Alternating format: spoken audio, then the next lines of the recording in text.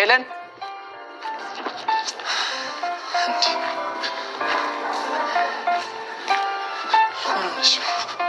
እስካሁን ቤት አለችም እንዴ? ወይኔ ጋር ነበር ዛሬ። ሰላም፣ እንዴት ናችሁ? ደህና ናችሁ ወይ? እኔ በጣም ደህና ነኝ፣ እግዚአብሔር ይመስገን። እንግዲህ የኮላጅ ላይፍ ቀጣይ ክፍል ነው ማለት ነው። እንግዲህ ባለፈው እንዳየነው ሳምሪ ፍቅረኛዋ ሌላ ሴት ጋር እየተቀራረበ ከቬነስ ጋር ሄኖክን ቬነስ ጋር ስታየው በጣም እየተናደደች እና ደስተኛ እንዳልሆነች አይተናል ማለት ነው። አሁን ደግሞ አቶ አለሙ የሳምሪ አባትና ወንድሟ ክትትል እያረጉበት ነው ሄኖክን።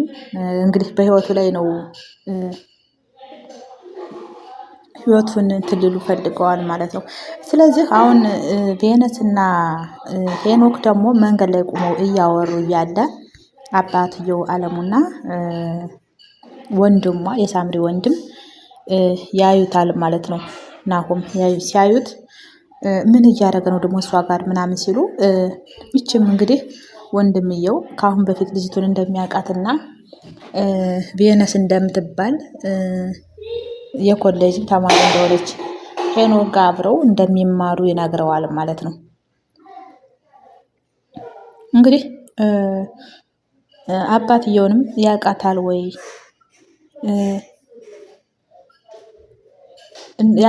ወይ የሚለውን ነገር ይጠይቀዋል ማለት ነው። ታውቃታለህ ወይ ምናምን ሲለው እሱም ደግሞ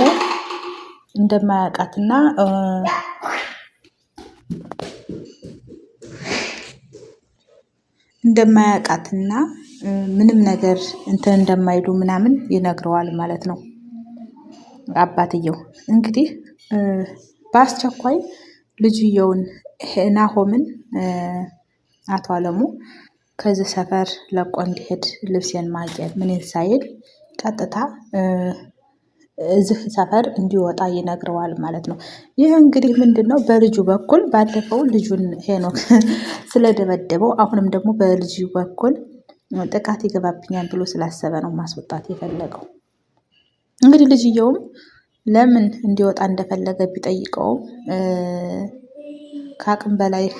ከአንተ አቅም በላይ ስለሆነ ልጄ አንተ ብቻ በአንተ በኩል ነው ጥቃት የሚገባኝና አንተ ብቻ ይህን ሰፈር ለቀህልኝ ሂድ ነው እያለ ያለው ማለት ነው።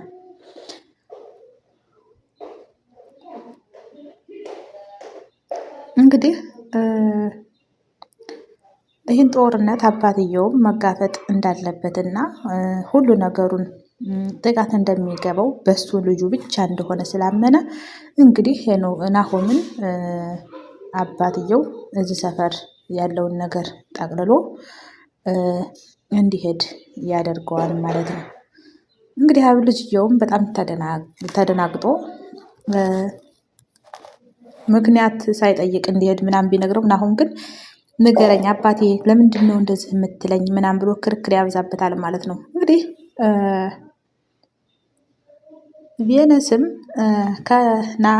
ከሄኖክ ጋር መገናኘታቸውን አላቆሙም ማለት ነው። እንግዲህ ሌላ ሰው ጋር ተቀጣጥራ ነበር የወጣችው ሄኖክን ስታገኘው ግን ሀሳቧን ቀይራ ከሄኖክ ጋር ለመሆን ወስናለች ማለት ነው። ያንን የቀጠረችውን ሰውን ሰው አግኝቻለሁ ብላ ታስተናግደዋለች ማለት ነው። እንግዲህ እዚህ ላይ ቬነስ በጣም ችግር እየፈጠረች ነው። እንዲህ ማድረግ አልነበረባትም። እንግዲህ እሷም ባለ መኪና ስለሆነች መኪናዋን ጥላ እንዲህ በግሯ የደከመች እንደሆነች ትነግረዋለች ማለት ነው። እንግዲህ ሄኖክም እንግዲህ እኔ መኪና የለኝ ምን አደርግሻለሁ ምናምን ይላታል ማለት ነው። እንግዲህ እሷም ይህን ነገር ተውና እንደው የት እየሄድክ ነው አንተ ግን ትለዋለች ማለት ነው። እሱም ደግሞ እንጀራ ሊገዛ እንደሆነና ይህ እንጀራ መግዛት ደግሞ እና ደግሞ እዚህ ሰፈር አሁን ያሉበት ሰፈር ላይ የመጨረሻቸው ኑሯቸው እንደሆነ ይነግራታል ማለት ነው። እንግዲህ ሁሉንም ነገር በቅርብ እንደሚያሳውቃትና ይህን ነገር ወደፊት ሁሉን ነገር እንደሚነግራት ይነግራትና እንግዲህ እሷም ምሳ ቤታቸው አብራቸው መብላት እንደምትፈልግና የእነሱን ቤት እንግዲህ ማወቅ እንደፈለገች አብራ ከሱ ጋር መሆን እንደምትፈልግ ትነግረዋለች ማለት ነው። እሱም እንግዲህ ደስ ይለውና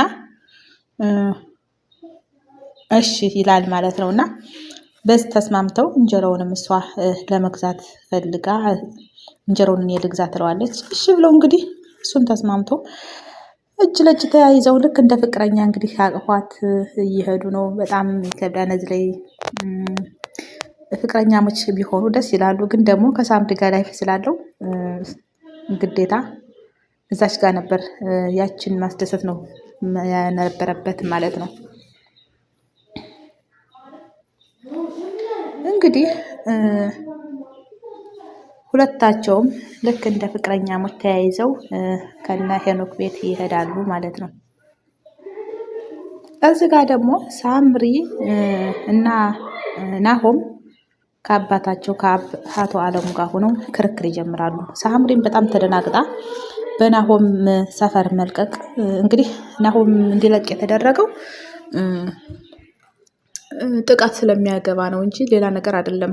ካገኘ እኔ የሆነ ነገር ብፈጥር ልጅን ቢያገኙት ደግሞ ወይ መቷ ወይ የሆነ ነገር ያደርጉታል ብሎ ነው አለሙ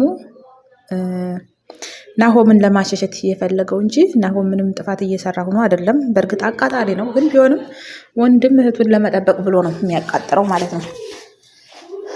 እንግዲህ በዚህ መሀል ሳምሪ ምንድን ነው የተፈጠረው? ምን ውስጥ ናችሁ? ምን እያደረጋችሁ ነው?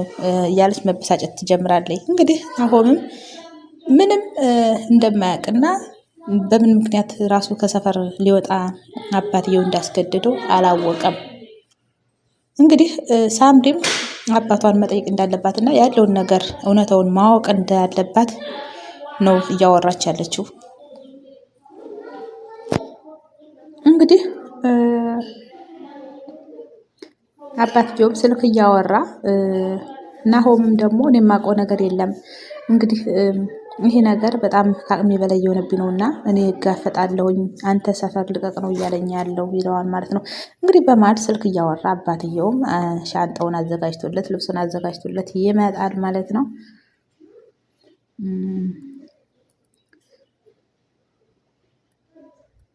እንግዲህ አባትየውም ለጊዜው የሚያስፈልጋቸው ልብሶች ምናምን ያጠራቅምለትና ለናሆም ይሄው ልብስ የማቄ ሳትል እንግዲህ እዚህ መሸሸጥ አለብህ ብሎ ይለዋል። ናሆምም እንግዲህ ምንድን ነው አባቴ የተፈጠረው? እንዴት በዚህ ደቂቃ ውስጥ እንዴት እንደዚህ ታደርጋለህ? ምንድን ነው የተፈጠረው ብሎ ይጠይቀዋል ማለት ነው። እንግዲህ እሱም ደግሞ ምንም ሳያማክረው ከዚህ ነገር ንቅንቅ ማለት እንደማይፈልግ ይነግረዋል ማለት ነው። እንግዲህ ሳምሪም ደግሞ አባትየውም ደግሞ ምንም ነገር ሳያማክር ዝም ብሎ መውጣት እንዳለበት በአስቸኳይ ይነግረዋል ማለት ነው። እንግዲህ ሳምሪም ደግሞ ለወንድሟ የወንድሟ ነገር ስላሳሰባት ምንድን ነው አባቴ ይሄ ነገር ምን እየተፈጠረ ነው? እንዴት ድንገት ሳይዘጋጅ ስድ ትለዋለህ? ይሄን ነገር ምንድን ነው? ሁሉ ነገር አልገባቸውም። እንግዲህ እነሱ አባትየው ግን ያቀደውና ያስበው ነገር አለው ማለት ነው። እውነት ለመናገር ይከብዳል። አባትየው እንግዲህ የፈራው ነገር ልጅየው ጥቃት እንዳያመጣበት ፈርቶ ነው እንጂ ሌላ ነገር አይደለም። ምንም ነገር ለሌላ ነገር ሳይሆን ጥቃቱን ስለፈራ ነው እንትን የሚል ማለት ነው። እንግዲህ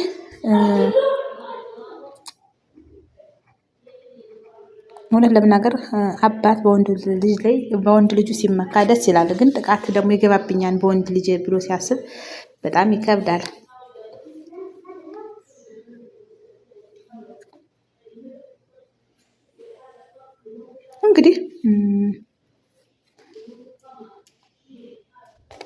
እንግዲህ ልጆቹም አባትየውም እናንተን የሚጠቅማችሁ ነገር አይደለምና ተስማሙ በእኔ ሀሳብ ይላቸዋል ማለት ነው።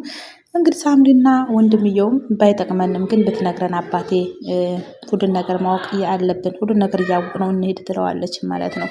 የደበቀው ነገር እንዳለና ብዙ ማወቅ የሚፈልጉት ነገር እንዳለ ይነግሩታል ማለት ነው። አባት ደግሞ አንዳንድ ነገሮች ጭራሽ እነሱ ማወቅ የሚያስፈልጋቸው ነገር እንዳልሆነ እና እነሱ ምንም ሊፈቱት የማይችሉት ነገር እንዳለ ይነግራቸዋል ማለት ነው።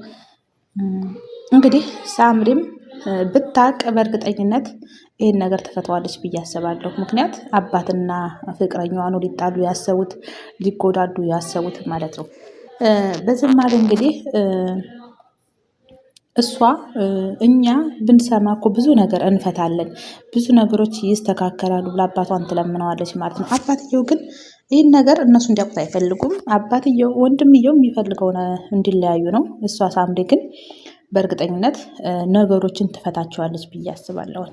እንግዲህ እዛ ላይ ሄኖክ እሷን ትቶ ሌላ ሴት ጋር ነው እየታየ ያለው ጓደኛዬ ናት በሚል ሰበብ። ግን ነገሩ ሁሉ እንግዲህ አብረው ምግብ መብላት ደረጃ ከደረሱ አብረው መገናኘት፣ መተቃቀፍ፣ እንደ ፍቅረኛሞች ተቃቅፎ መሄድ ከጀመሩ ነገሩ ወደ ሌላ እያመራ ነው። ይሄ ነገር በጣም ከባድ ነው እንደኔ።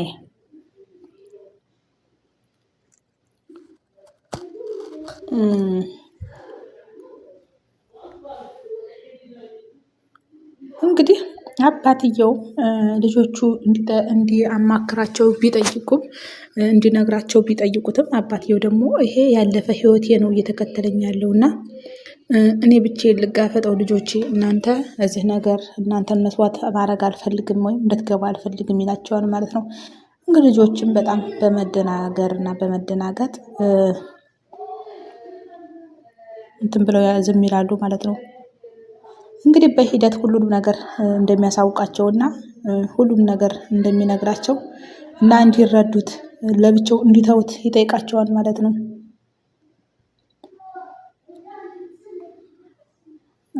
አባትየው እንግዲህ በጣም ከበድ ብለዋል፣ አምድረው ተነስተዋል።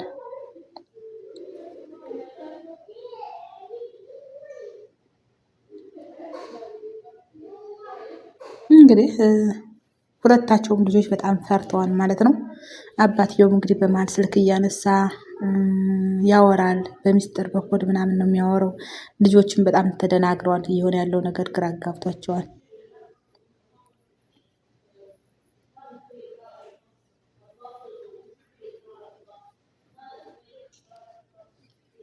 እንግዲህ ስልክ ይደወለትና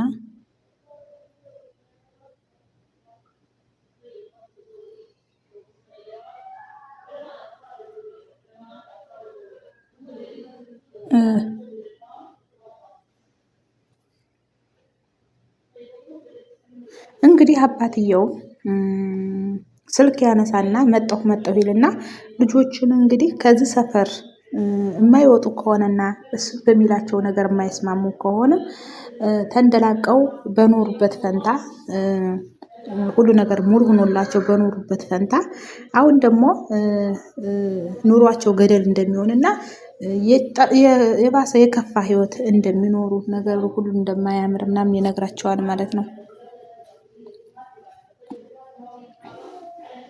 እሱም ደግሞ ስለዚህ እነሱ እንደሚጨነቅና ነገሮችን ማስተካከል እንደሚፈልግ ነው እየነገራቸው ያለው።